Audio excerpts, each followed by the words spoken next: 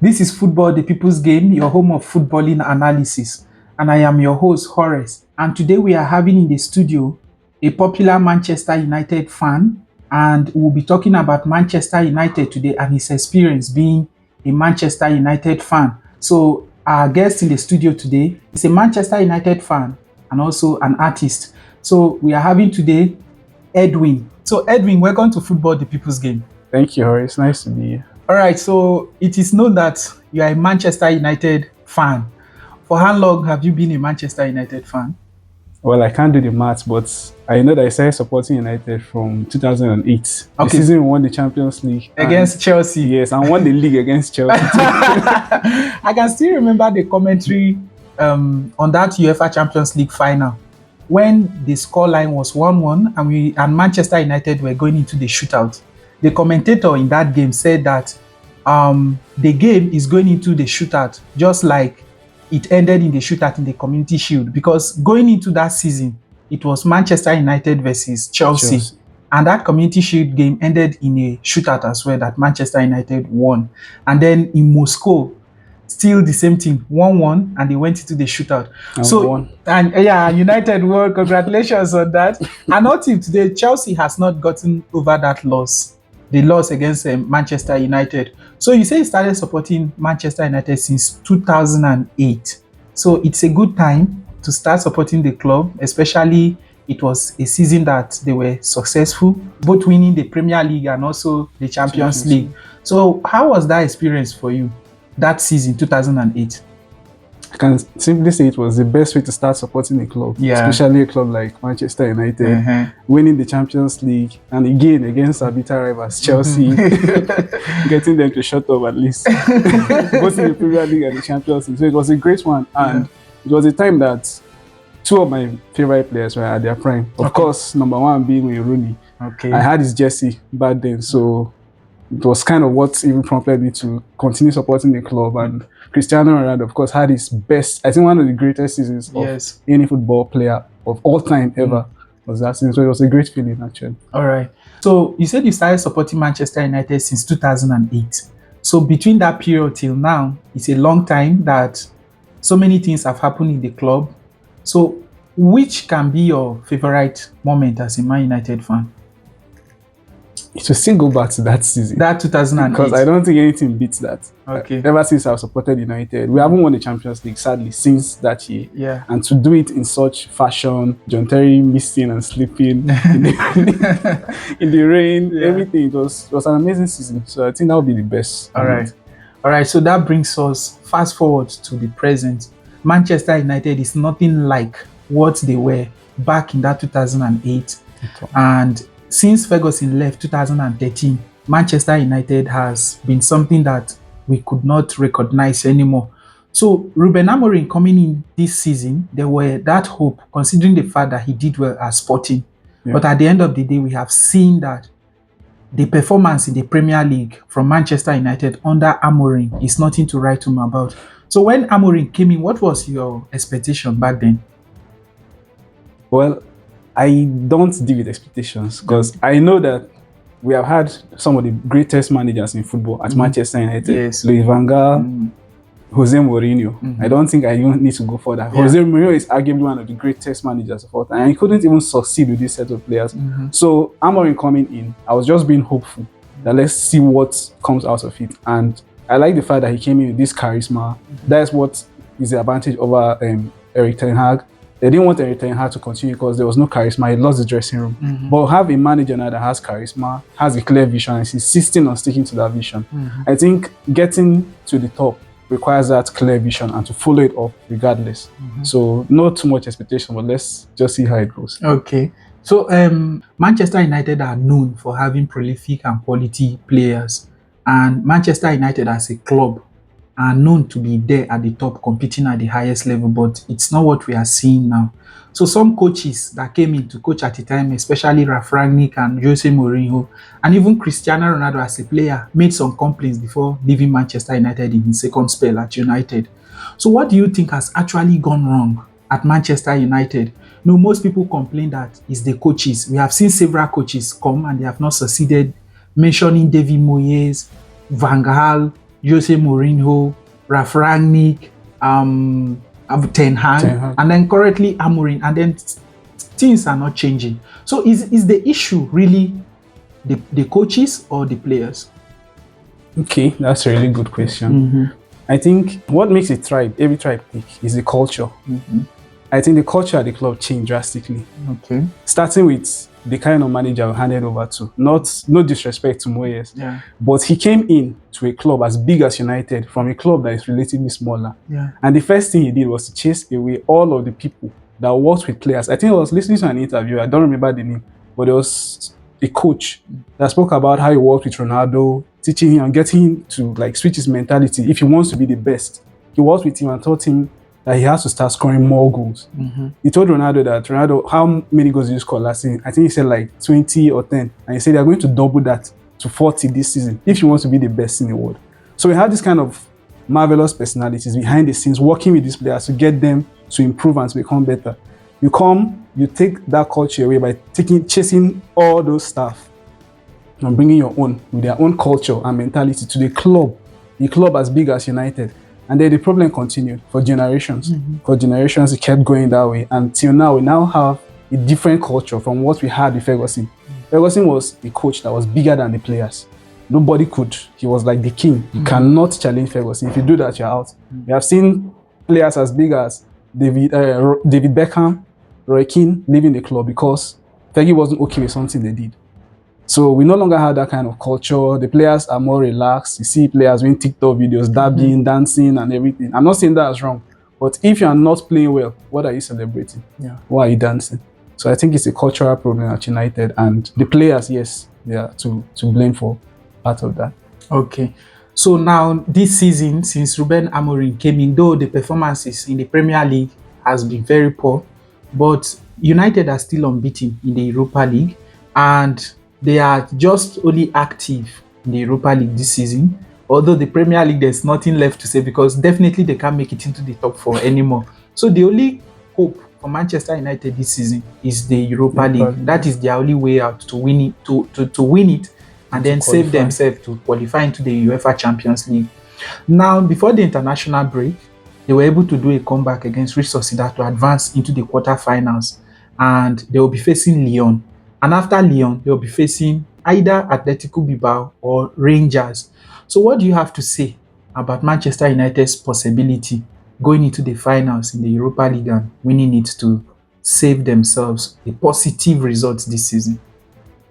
Well, as a United fan these days, one thing I don't do is get my hopes up and expect.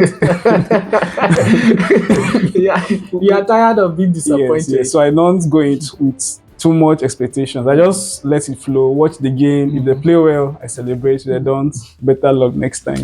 So we want to.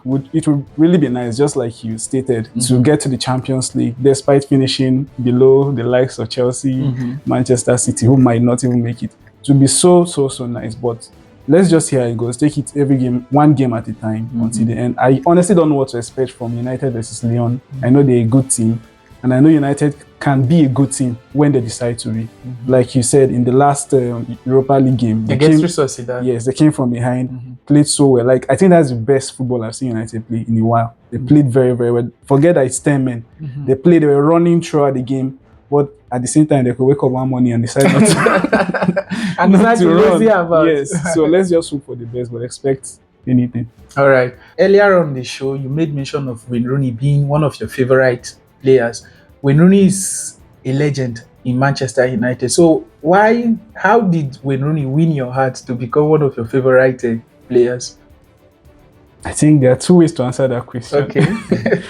I'll go with the technical one. All right. And then an emotional one. Let's start with the emotional one, which is actually more true. Okay. But eventually I learned to love him because of his game. But the fact is, my mom, when she found out I was a United fan, I disturbed her then in primary school to buy me a United jersey. And she got me a Wayne Rooney jersey.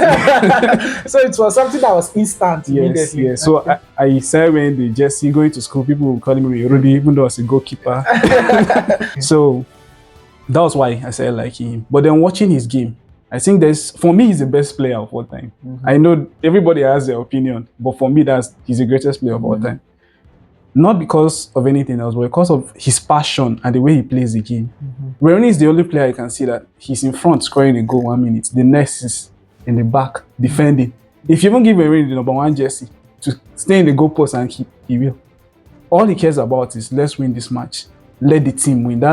And it's something unique. I don't think there are players like that in the world. I think he's more like a team player. Yes, he's a team player. And he does everything just for the team to win. And that's something that I like about him generally. That's the reason why I kept supporting even after getting the jersey. Okay, so when you talked about Wayne Rooney, about being your all-time best player, I think Wayne Rooney is underrated, in my own opinion. If in modern football that Modric could actually win the best player, then players like Wayne Rooney, I think they should have done something better with them, but then there was nothing like that.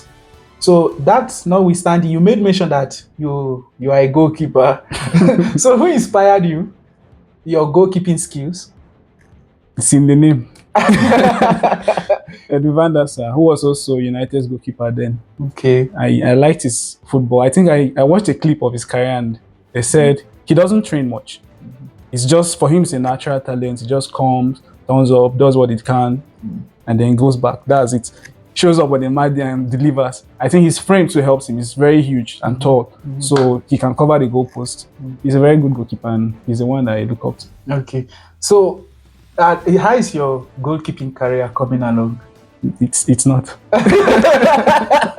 Are you already retired? I switched the gloves for the pen. Okay. So now I do more of drawing and graphics than playing, but at least I support. Okay. I cheer the likes of the girl from the bench. All right, so that is a nice one. So earlier on this show, you have made mention of 2 players that have had influence on your life, players like Wayne Rooney and Edwin van der Sar. We talked about how Manchester United has fallen back on the lack of quality players and prolific players. So talking about Edwin van der Sar, is one of the most important assets that Man United has had before. In 2008, that Manchester United went into the final against Chelsea in Moscow, he said that before the game, he didn't sleep all throughout the night. He was busy watching penalty footage of Chelsea's player, how they take their penalty and their favorite targets. But currently in world football, but then narrowing the focus to Manchester United, we are not seeing such keepers anymore, especially with the goalkeeper Man United is having now, which is Onana. Onana, before this season, during the preseason, in a shootout game, I think against Arsenal and also Manchester City, it was seen Onana hilariously pointing at the target for the opponent to shoot into that place. And funny enough, the player will still shoot in that target that he was pointing at. And another So what would you have to say about the downgrade about some of these players and also the goalkeeping, and then especially at United, how United has been suffering at the goal line? I think that goes to prove the point I made about the culture of the team degrading over the years.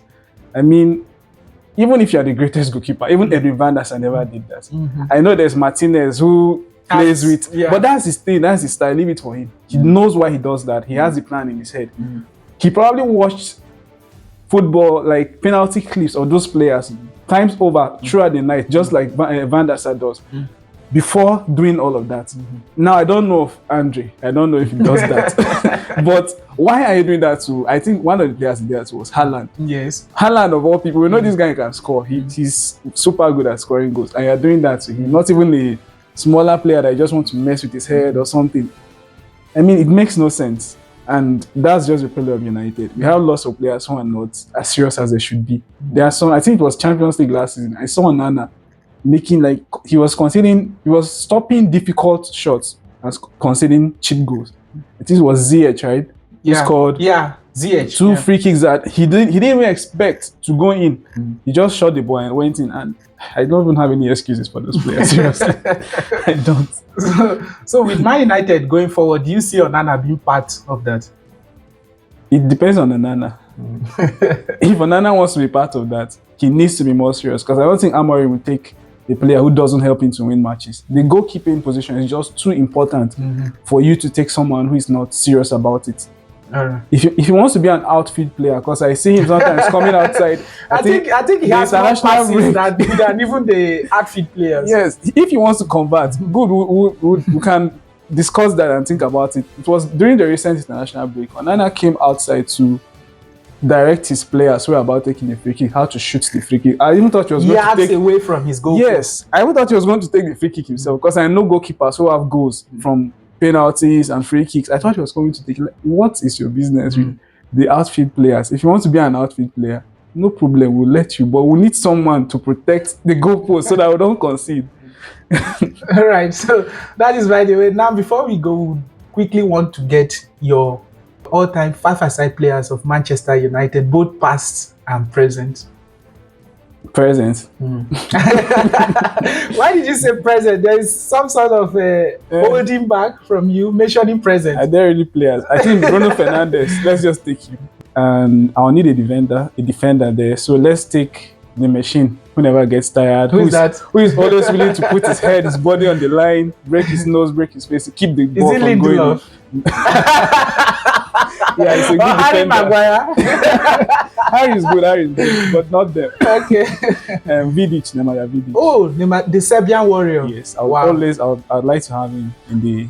All right, so you have made mention of Bruno Fernandes and Nemanja Vidic as two of the players that will make up your five-a-side. So before you forge on, I really want to bring something to your notice, which is the comparison between Virgil van Dijk and Nemanja Vidic. That Virgil van Dijk was a better defender than Nemanja Vidic. So what's your opinion about that? Personally, I don't think it's quite fair comparing them. I think football then was different from how it is now. Okay. The quality of strikers Van Dijk is facing might not be as good as the people Vidic faced. Okay. And it's not quite fair. But for me, I think Vidic is better. All right. That would be my pick. Okay. So that is okay. So you made mention of Bruno Fernandes and Nemanja Vidic. All right. So 3 more to go. Wayne Rooney. All right. Obviously. Yeah. Cristiano Ronaldo. Wow. This is a top side. Yes. And of course, we can't have a United team without Paul Scholes giving the passes. The ginger midfielder. He has to connect the play and pass the ball to everybody, even from Africa to Europe. He can throw a long pass. All right. So that is a very nice side. Bruno Fernandes, Wayne Rooney, Nemanja Vidic, Cristiano Ronaldo, Paul Scholes. So that is a nice one from you. So Edwin, it's very nice to have you on Football, the People's Game. And it's a pleasure talking about Manchester United with you. So we hope that at the end of the season, Manchester United would actually do something to cheer you up, which is winning the Europa League. We hope so. All right. All right. So thank you for having you. Thank you. All right. So viewers out there, this is Football, the People's Game. And if you're a first-time viewer, please do well to subscribe to follow more of our footballing analysis. So we'd like you to also comment on our comment section any opinion that you have regarding today's talk. So thank you very much.